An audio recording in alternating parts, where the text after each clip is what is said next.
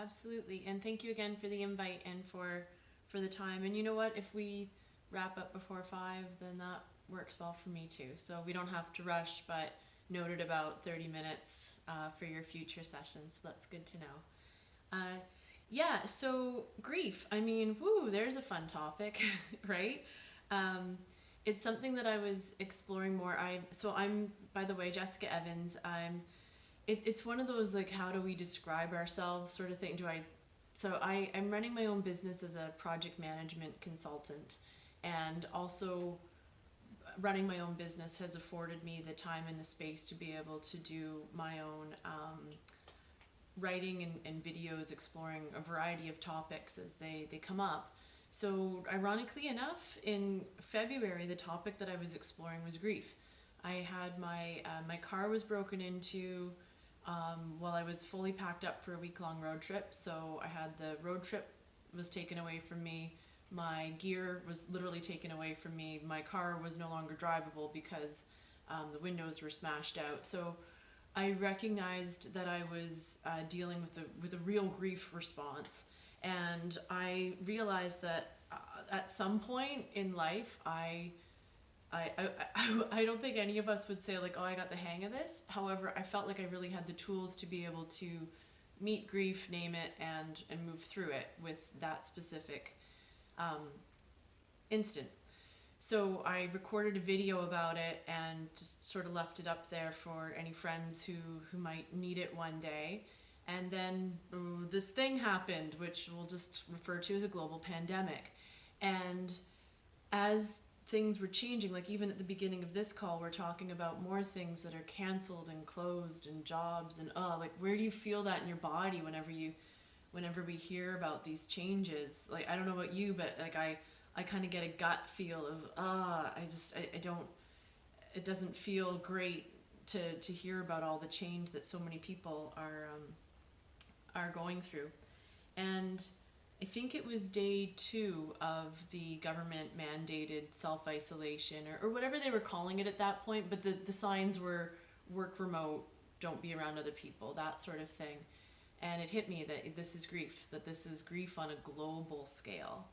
And so I kind of took the day off work by surprise and wrote an article, which is up on LinkedIn, and I believe is why we're connected now, that explores some of the tips that we as leaders as well can help to manage our teams and to continue to lead during really, really challenging times. So, one of the first items is about grief being a spectrum. So, there's macro grief, which I feel is what the grief word means to a lot of us. Macro grief is sudden unwanted change. So, someone smashed my windows and took all my things, and there was a sudden unwanted change. Obviously, of course, any sort of loss of a loved one or relationship. Like that's, I feel like that's grief. We can say it like, I am in the grieving process, this person is grieving, like that sort of thing. However, there's also micro grief. So, I had been working on an article exploring micro grief in terms of how we will get a grief cycle even whenever it's a micro trigger. So that's one of the things to keep it. Oh, yeah, that's the article. Thank you.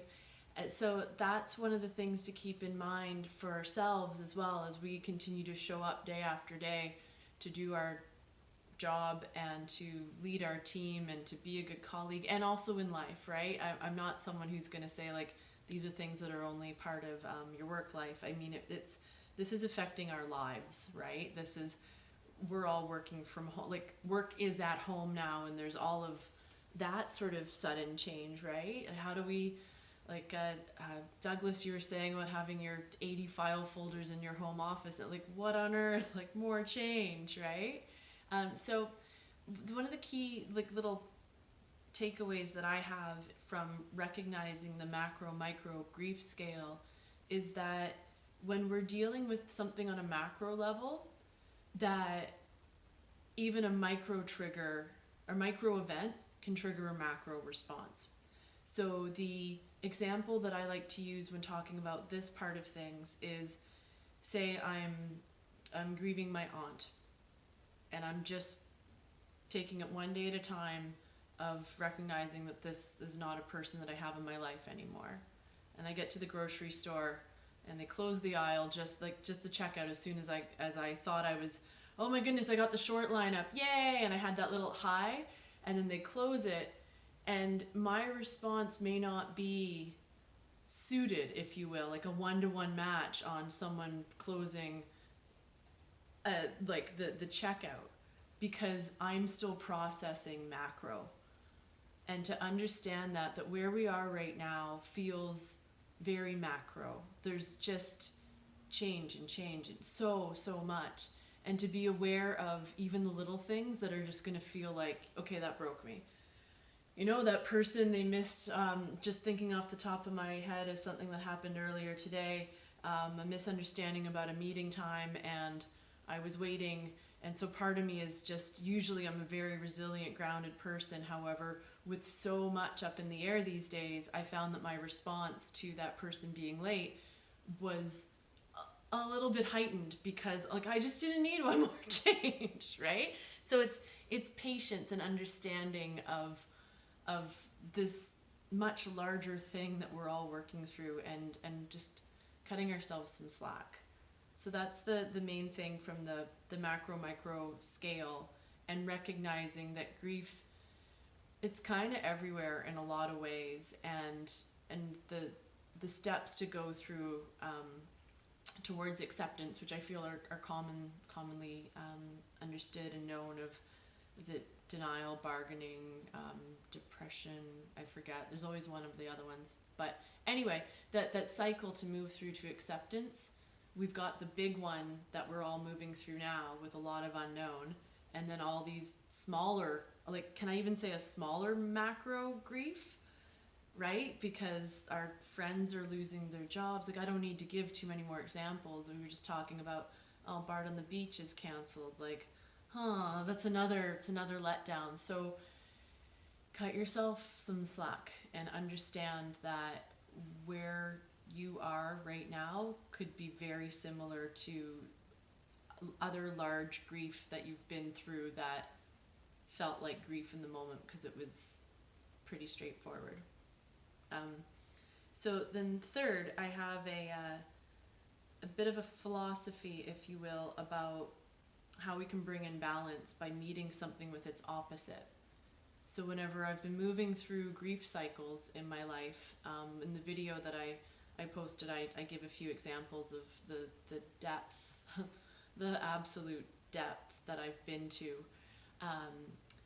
And I looked at it and said, okay, so finding the opposite has helped in so many different ways to bring balance into my life. So what's the opposite of grief?